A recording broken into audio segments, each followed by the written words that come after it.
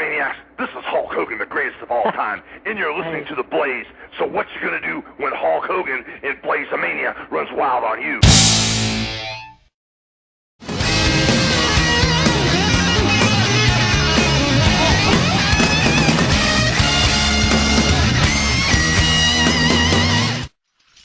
Hello and welcome to a special edition of the Interactive Interview on the interactiveinterview.com. I'm James Walsh, joined as always by Daniel Edler, with our special guest, the Macho Man, Randy Savage.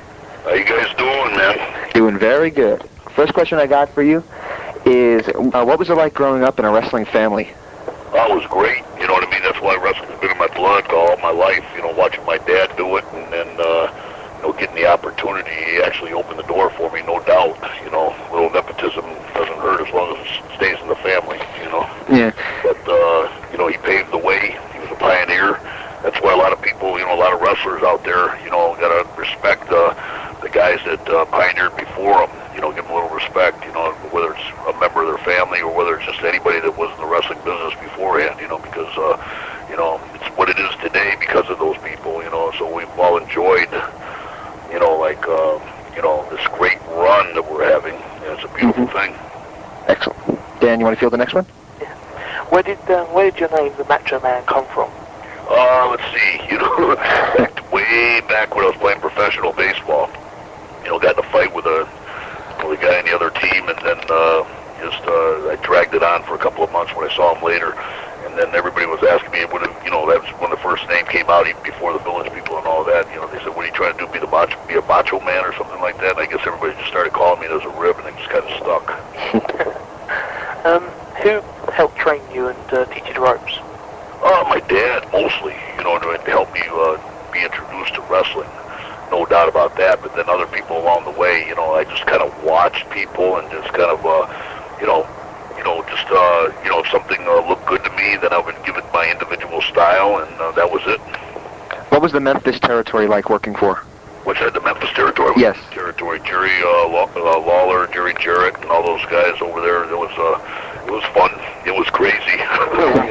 we went nose to nose against each other for a while, but then we worked together then too. But it was just men getting involved. You know what I mean, in the business, and not always agreeing on what's going on.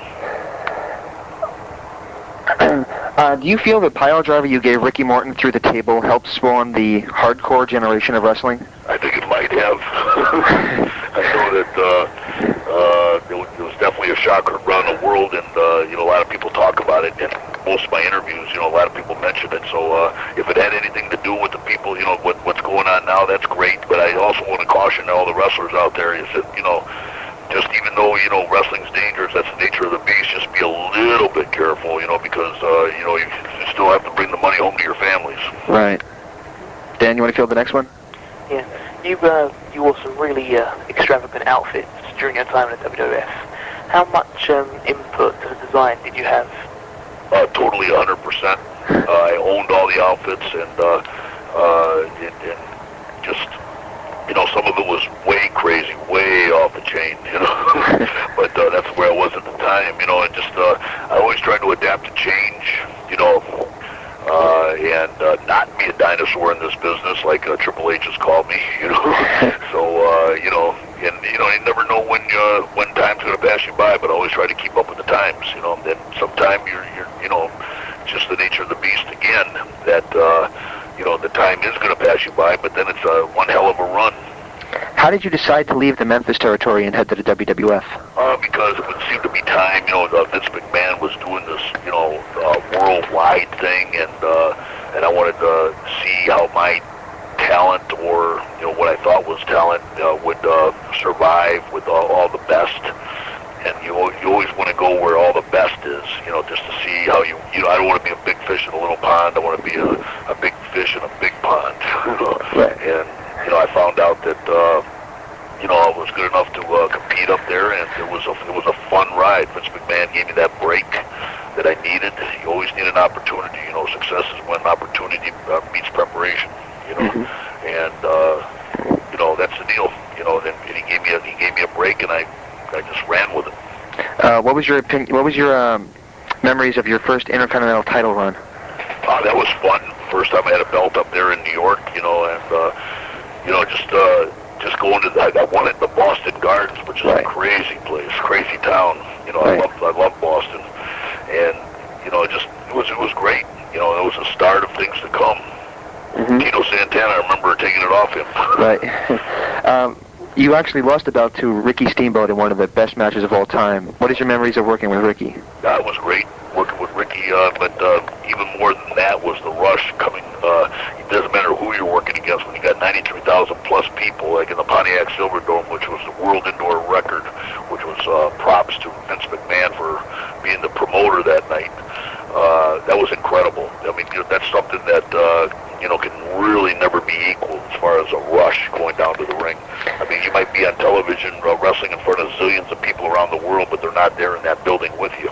Mm-hmm. Dan actually has a question. Times 20,000, 40,000, but this was 93,000 plus people. Mm. When you signed for the WWE, or WWF as it was called then, did you really expect to be pushed quite as far as you was?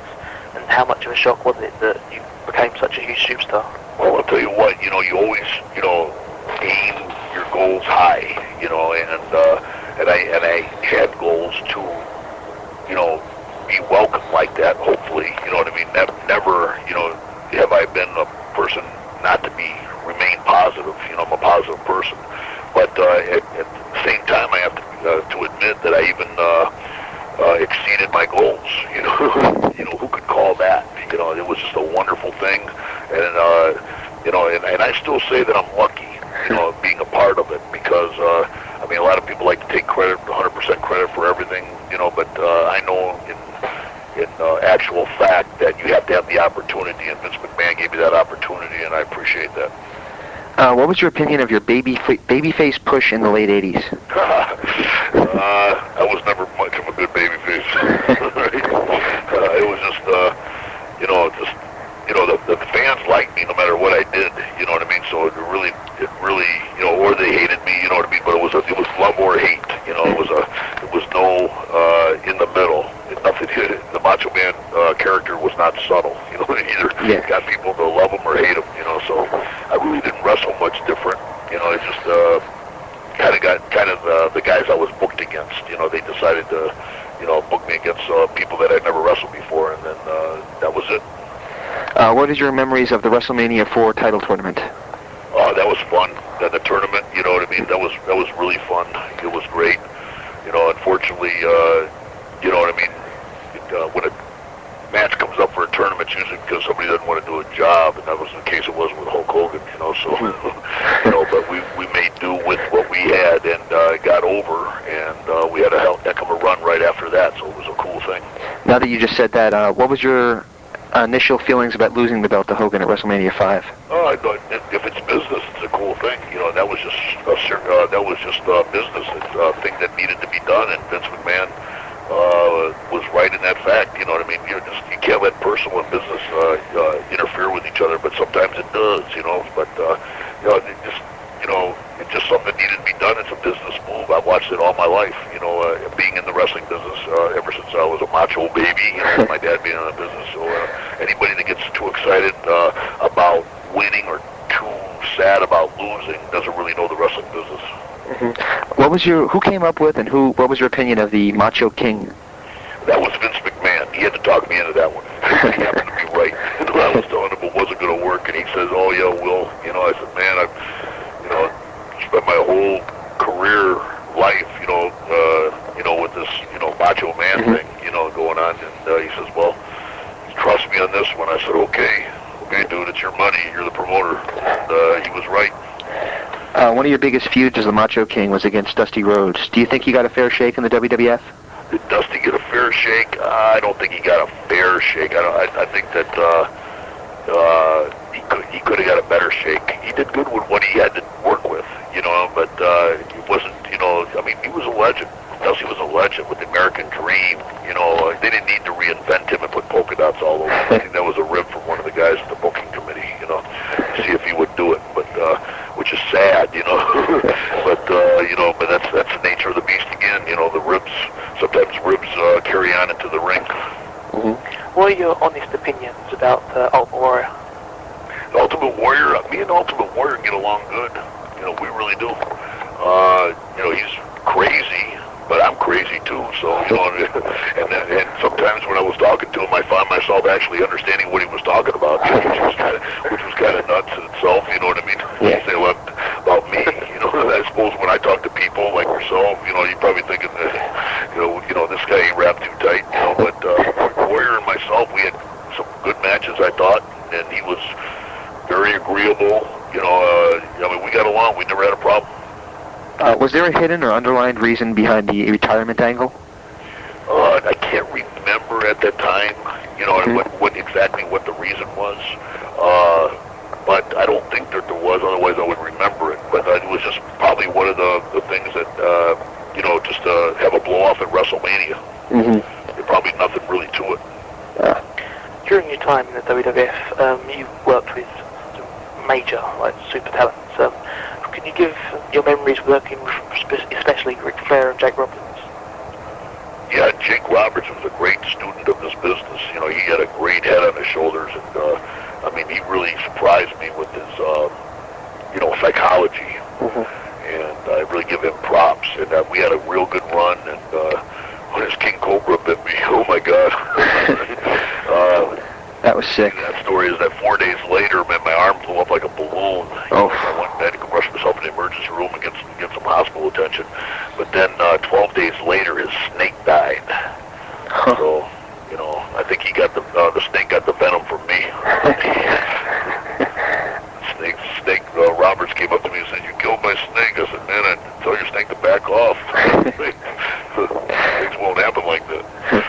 How about working with Ric Flair back then? Ric Flair, if you work with Ric Flair back then or 100 years from now, it's going to be the same match. I rib him about it, and he takes it real well, but, you know what I mean? And we've had some differences, but, never that bad. I got a lot of respect for Ric Flair because he works hard. He really does care about entertaining the people, but he does have a certain style, and if no matter what style you wrestle, you have to wrestle his style, otherwise, that's it, And we're, even though I have a style myself, I try to adapt it to the person that I'm wrestling with, a little bit anyway, But Rick has got one style that seems to work for him, and he sticks to it. What led to your decision to leave the WWF? Just because they were going for young guys, the new generation, and, Pat Patterson was in Vince McMahon's ear saying, "Oh, we gotta, don't even, make a transition. Let's just go for the new generation." My deal was that I still thought I could wrestle. Had some years left in me, and and I was in a good position where I just didn't want to be trashed. You know what I mean? Just for no reason. If it makes business sense, that's fine. But Vince McMahon with that going to the new generation didn't work right away. Finally, slid some old timers or legends or guys that were over with the people and rubbed up against the newer guys, and then he made it. So that going to the new generation didn't work for him right away. Is that why they stuck you as an announcer for a while? Yeah, that's right. I actually wanted to be an announcer. I wanted out of the ring because I could see what Pat Patterson was doing. What was your early opinions of WCW? Early opinions of WCW, it was the strangest run business I've ever seen in my life. Not just the wrestling business, but any kind of a business. It was crazy. It was just like, when I got there, Hogan already had everybody jumping through hoops that weren't there, what I mean? So it was kind of crazy, it was just like everybody serving Hogan, and that was it, what I mean? We really don't care if the business does good. And actually they stumbled on a couple of things, like the NWO was huge, Yeah.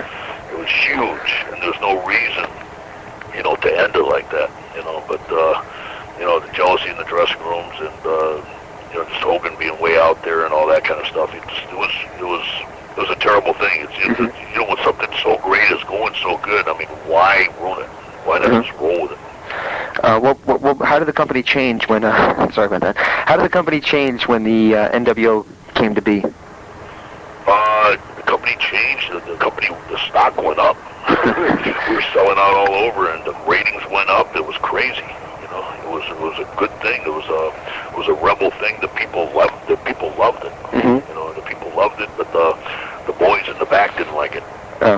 What was you? Did you enjoy joining it? What's that? Did you enjoy joining the NWO? Yeah, I did. I had a good time with it. And then when I split off it, I thought we had a good thing going with it. You know what I mean? It's all timing. It's all entertaining the people, and the people were really entertained. Just that when you got something going good, so you keep going with it. You don't have to ride it all the way out, but just let it go for a while. Because the people loved it. Mm-hmm. What were your memories of working with Diamond Dallas Page, who recently retired? Good memories. He works hard. He really cares about the business. He really wanted to make it big, and he did. You know what I mean? And if I had a hand in doing it, that's good. Diamond Dallas Page really works hard at this business. He was a student of the business. He cared about it. You know what I mean? And he got a chance to have a run, which he always wanted to do. I know he wanted to do it because it was very apparent that he wanted to do it. In 1998, you suffered a rather severe leg injury. How severe was it? Oh, it was pretty bad. I had 3 knee operations, and the same knee, so that really slowed me down. So I'll never be 100% like I was before the knee operations. It's one of those things. I was a catcher in baseball, playing football, and all that kind of stuff, and just the wear and tear. Finally something's got to go. I thought it was bulletproof for all those years. Any injury that I had, I just kept going, but. That's the deal on that one. That was a good one. You beat Sting for the belt, and then eventually lost it to Hogan the next night. How much politics were involved in that? There was always politics in WCW. So that was standard. Just Hogan's. He's really one-dimensional. He likes to think himself as like many-dimensional, but he's really one-dimensional. It's like if he was playing a game of poker. Mm-hmm. I've been around him a lot, so you can tell by his face what kind of a hand he had. he can tell you what kind of down cards he had without even telling you. But it's fine. You know what I mean? He got what he wanted out of WCW, and my deal is that even though I'm getting paid, it's not all about the money. This business is a passion. And when you get one guy just ruining everything, if he's a lead dog, he's just like The Rock. The Rock was a lead dog over there in WWF, and he didn't cause any problems at all. Shook everybody's hand in the dressing room, looked everybody in the eye, didn't stab anybody in the back. That's one way to do it. And the other way is like Hogan does it. Oh. What was your opinions of the original idea of the Wolfpack? The original idea of the Wolfpack was phenomenal. It was just like the NWO. It made the NWO, actually. You know what I mean? Kevin Nash has got a brilliant mind on him. That was Kevin Nash all the way. Kevin Nash and Scott Hall and Six Pac, great guys. You know what I mean? And their psychology of the business is phenomenal. Kind of like a Jake the Snake type of psychology, only completely different. Dan, you want to field the next one? Yeah, sure. When you returned to the company in 1999, how much did it changed? Which company? WCW. Oh, WCW. That was the same thing. Hogan was in charge. You know what I mean? So it was ridiculous. He plays little kid games all the time. You know what I mean? And that's how he amuses himself. And when a guy's got power like that, or thinks he's got power like that, and you get somebody, like I like Eric Bischoff and everybody, everything, but he really did, cater to Hogan's, wishes, and unfortunately, Hogan didn't have the team involved. He just had his individual selfish self involved, and that's what you get. Memories of your feud with Kevin Nash? Great memories of my feud with Kevin Nash because he's hysterical. He's a good friend of mine, and he's hysterical. He's got a head for this business. He's got a tremendous mind in this for wrestling, and a personality to match. So he was somebody that really caught on to the wrestling business. And he knew how to get himself over and knew how to keep himself over, and it was a cool thing because when I worked with him, it wasn't just a one-sided deal. He was, concerned about entertaining the people like I was, so we got along good. In your last appearance on WCW Monday Nitro, I believe it was in November of '99, you were quoted as saying, "The bullets are out of your gun." Who was that directed towards? That was directed to Hogan. I was going to get him on TV and sucker him into a match. What was your opinion of Vince Russo? I really hadn't met Vince Russo more than 1 or 2 times. time, so I really can't make an educated opinion on, on what I thought, what I think of him. So I really don't know. I didn't work underneath him as far as his booking, and so I really don't know. I can't say. I've heard a lot of things, but my deal is that if I don't know him firsthand, I don't say anything about it. In 2000, you made one appearance on a Thunder. You came to the aid of the Millionaires Club. Was there any planned further appearances for the company at that point? Not really. That was a one-shot deal. Let me congratulate you guys on your questions. You guys have done your homework. you guys know the business. That's good.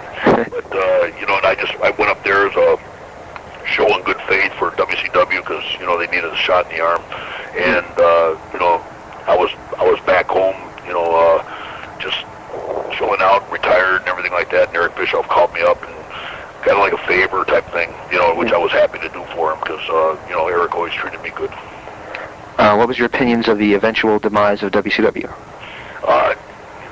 The demise of WCW, if anybody didn't see that coming, they were totally blind and deaf, because it doesn't matter how much money you got back in the company, if you're just throwing money away frivolously or, or just not listening to the people. The barometer should be the box office, what goes out of the box office, who is paying the tickets, or who's watching on television the pay-per-view, or who's watching when Nitro was getting those big ratings. Those are the people that you listen to, that you get an opinion from. You don't get an opinion from a self-serving person like Hulk Hogan. You know what I mean? Because you're going to get bad direction, and which is proved.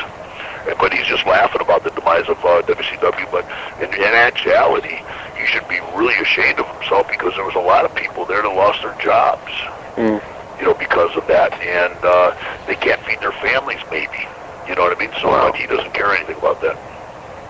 Dan, you want to fill the next one? Slightly. We've got a few questions from the forums. But first of all, I want to ask you about your newest venture, MachoMan.com. I've been surfing around it. It's a brilliant design with that flash images at the top and everything. You've got a VIP area. I just want to ask you about what you've got planned for the site in the future, any projects that run with it, and what's going to be in the sign-up area. Well, the deal is that I'm starting wrestling on the internet. This is a passion that I've wanted to do for a long period of time. I wanted to give back, and guaranteed that we're going to have wrestling on the internet. That wrestling is mostly dominated by one person. That's Vince McMahon. With the WWE, I'm sure you know that. You know what I mean? But there's room for an alternative wrestling group, and I got a bunch of young, hungry lions that want an opportunity, just like I was when I got my opportunity from Vince McMahon, and they're going to get that chance on MachoMan.com. You're going to see the craziest interviews, the craziest matches. It's going to be wrestling like you've never seen it before, and it's just going to be off the chain, no doubt about it. And I'd rather, instead of talking about it, just witness it. And what we have up there is completely nothing compared to what we're going to do. It's just the tip of the iceberg because the creative ideas are flowing. There's so much talent out there that is not signed by the WWE that want a chance to be seen by the world to show what they've worked so hard to do. To get their talent to where it needs to be done. And they've worked hard and they deserve to be seen. And on the World Wide Web, you're going to be able to see some faces and some gimmicks and some personalities and personas that you have never dreamed of. You never would have got a chance to see if it wasn't for MachoMan.com. So it's a wonderful thing. It's a way that I'm going to give back. It's put a spring in my step over here in Florida. And wrestlers from all over are excited about it, and the fans are excited about it. I'm starting to come out from underneath the woodwork, you know what I mean, and doing interviews like I'm doing with you right now. But I'm excited about it, and it's a passion that I have, and I'm really excited how it's turned out. I've had a lot of questions from fans asking how can they become involved in the site, and how can they help out with the site. So what advice would you give to fans who want to become a part of Macho? Help out with what? I didn't hear that. Help out with what? Help out with the site, or help out contributing to the site. Oh, if they would email me all their suggestions to MachoManMail at AOL.com, we're actually going through them and we're getting suggestions, and we're going to be in touch with those people. It's going to be a crazy ride. We're not going to be able to, because of thousands and thousands of emails. Don't get me wrong, but we're going to be putting out a newsletter, letting everybody know what's going to be happening next. But this thing is this wrestling animal, which I call it. It's going to be so freaky. It's going to change. It's going to change so far, what everybody's used to watching. That I think it's going to be a form of entertainment that is both affordable and it's going to be completely, where people get chills, like watching it because they're going to see talent that they never seen before, in a storyline that they never dreamed would be coming across the airwaves again. Chat member JC would like to know more about your current diet and workout routine, if possible. Really very simple. I just about an hour and a half in the gym and do a little cardio and a little swimming in the ocean over here in the Gulf, but nothing heavy anymore. I've trimmed down and that's it. You know what I mean? I wrestled just now a match with Patrick Tanaka on the World Wide Web just to kick things off. You know what I mean, for the World Wide Web Championship. And man, I was sore for a few days after that. You know what I mean? And so what's happening now is that we're going to have a tournament for the World Wide Web Championship, and whoever wins that belt, I'm going to challenge that person and see how well I can do against that new guy of the future. The final question from the chat forums comes from Ben Kent. He'd like to know your thoughts and stories about the recent passing of Kurt Hennig. Kurt Hennig was like one of my best friends of all time.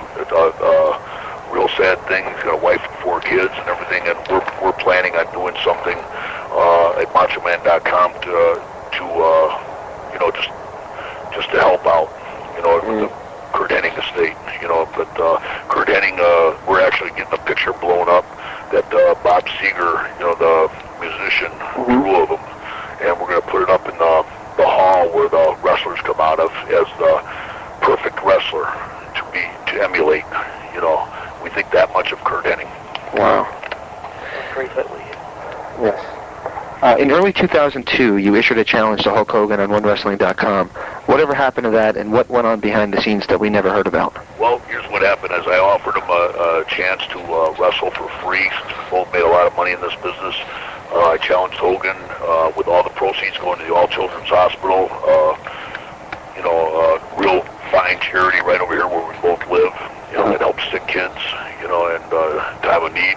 And I gave him 2 weeks to accept the challenge. If he didn't accept the challenge, I was going to give 10 grand to the kids, for a little token thing. But for all the pay-per-view money, what it could have been if Hogan Savage would have wrestled and gave all the money to charity. But in 2 weeks, he dodged the questions, and even on the radio down here and all that kind of stuff, made a million excuses, like it was a tax write-off I was doing, and just everything, just to get out of the match. So he didn't accept the challenge, and I paid $10,000 2 weeks later at Christmas Eve so the kids could have some kind of a present. But that challenge is still wide open for Hogan. There was some confusion about your appearance in the WWA. You were evidently booked, and then something happened a couple days before it. What exactly went on? Yeah, in fact, Andrew McManus matched the $10,000, by the way. Oh, wow. Kids. And another businessman over here in Tampa put in another grand, and that actually was $21,000 now that I remember. So that was really cool for Andrew McManus to do. Not just the confusion was that we just didn't have a deal. It came close to a deal, but we just didn't have a deal. Dan, you want to take the next one? Yeah. What do you feel lies ahead? Do you feel is the future in the wrestling business? In specific, the people in WWE, but also in specific, the people that will be working with you in your Worldwide Wrestling Federation. Who is the future? Yeah. Who would you call the future superstar, future Macho Man sort of superstar talent? Wow, that's a tough question. I don't know. There's a lot of guys out there in the WWE. I haven't really been plugged in lately, but I'm going to plug myself in now that I'm back in the business. I'm back in the wrestling business officially as of 2 days ago, and now I'm going to be checking everybody out. I can't believe the talent that we have over here at MachoMan.com. We've had 2 taping sessions already. Actually 3 taping sessions, and I cannot believe the talent, the young talent that's over in the independents. You're probably more familiar with that than I am. Being so in tune with wrestling today, because I took about 5 years off and, doing other projects. But I'm telling you, there's no telling who's going to be the next Rock or the next Hulk Hogan or, like you said, the next Macho Man. I appreciate that. But it's going to be a fight. It's going to be a dog fight because so many people are interested in this great sports entertainment, that it's not going to be easy for everybody. One person's going to pass everybody, and we'll find out what happens. Dan, you have another question? No, should we just move on? Okay, do you want to do the word associations? We're just going to mention a word or a name, and you just give us your honest gut reaction. It could be a one-word answer. If you have a lot of things to say, you can go on a wild rant. It doesn't matter to us. The first name, and I hope that doesn't disturb you too much, but Elizabeth. No, just that's my ex-wife, and we just went different ways. Wish her the best, and that's it. It was a run.